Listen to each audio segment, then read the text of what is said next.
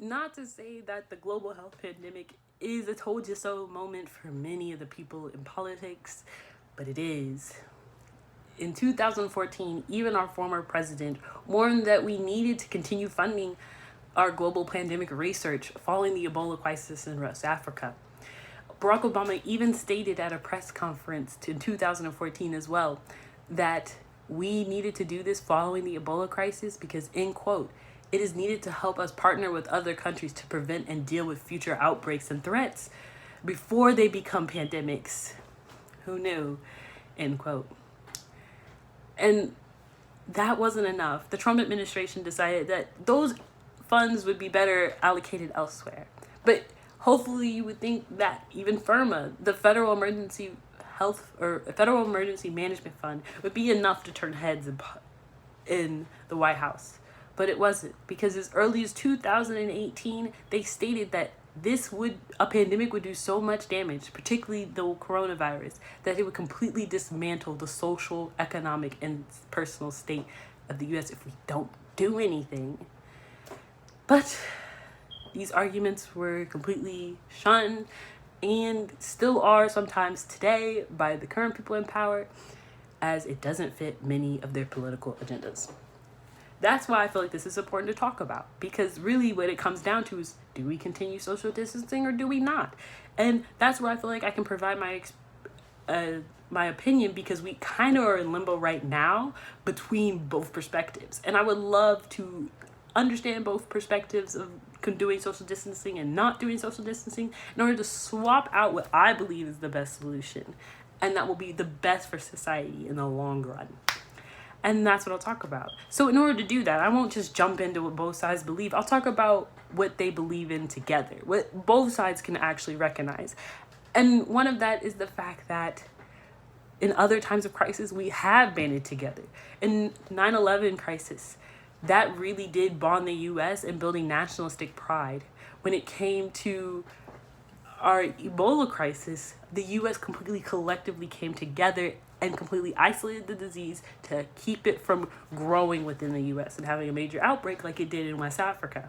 In other times of crisis, like the World Wars, once again, the country banded together. Everyone did their job in order to best help society as a whole, and it was a one collective mission all the way from the federal to the state and local. This time, it's not looking like that. You have the federal government that says we can influence and may at times say we're influencing and doing social distancing, but then you have states that say we're not doing social distancing, and you have other states that say they are, and then you have other cities within those states contradicting not only the state level, but the federal government level, and just ignoring it altogether or completely shutting down regardless. That's not good. We don't have concise leadership on people don't even fully know if we still are in quarantine or not, based on how every level of government is working completely different. We've got to get on track. That is something everyone can acknowledge. Another thing is we can acknowledge is that we don't have the equipment. We don't have the protective equipment for the people working, and we don't have the testing equipment to test the people who are getting sick. When I had actually first started doing my research, it's grown tremendously at now. When we were only about a week ago at 700 cases within the US, we only had 100,000 tests available to test people when we had 700,000 cases. And now within a short amount of time, when I checked the news yesterday, we're at 2 million cases in the US. And I highly doubt that we've reached anything close to those margins in testing equipment within the past couple of days. Also, the protective equipment. The fact that many states don't have the funding to get masks because it is a state for state, tit for tat against each other to find the equipment, as the federal government has left it in state hands, it is causing catastrophic damage.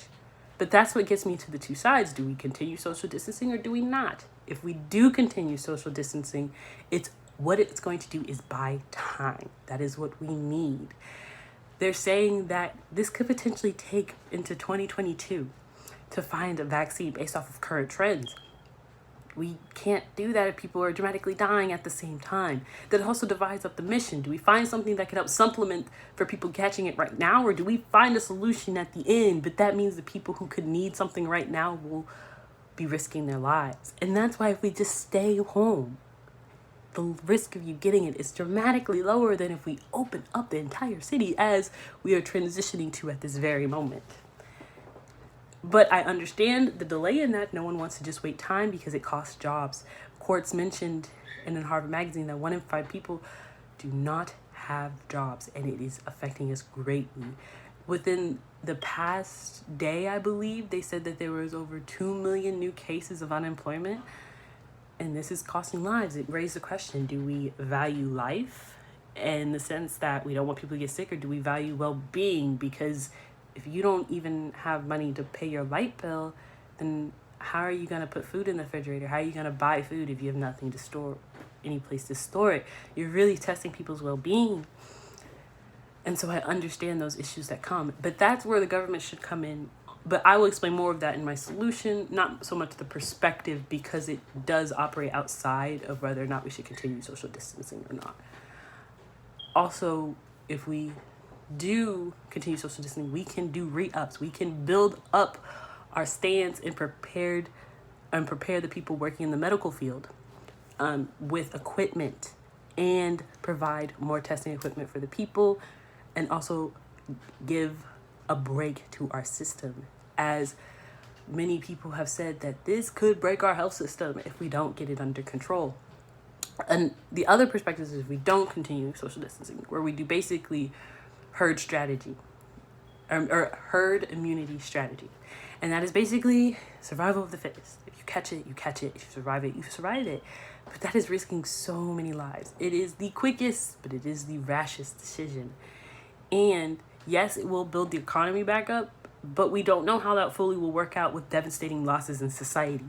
We only know that people will get back to those jobs, the people not working can work, and it will relieve the economy to a degree and take less of the pressure off the federal government. However, it comes with its costs. Lives are coming at risk. It really will damage our health system, as we don't have the capacity nor workers to maintain if this gets out of hand in certain places, as many states are running out of beds as it continues to increase. And if you completely end social distancing, we don't stand a chance. And that's where I swap out my perspective, and considering that it is the best decision to continue social distancing, but with further aid from the federal government. Yes, they provided aid during our social distance, but they allocated most of their funds to the wealthy, as more than 2/3 of the funding did not go to the majority. It went to the 43,000 people that make over $1 million, and allowed them a tax break to collect further millions off of past taxes. Yet many of us only received $1,200. And many students, as well as myself, received nothing.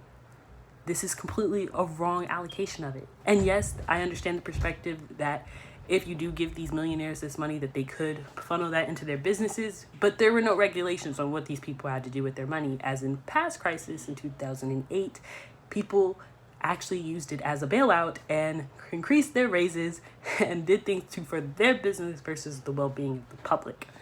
And could be at risk again, since there were no regulations on what these millionaires could do with a now $1 million bonus check. This is where I feel like things could be reallocated so people can stay in quarantine, save lives, give time, but also have the funding to survive. And that's my perspective, which I think will literally save us millions of lives every day. Thank you.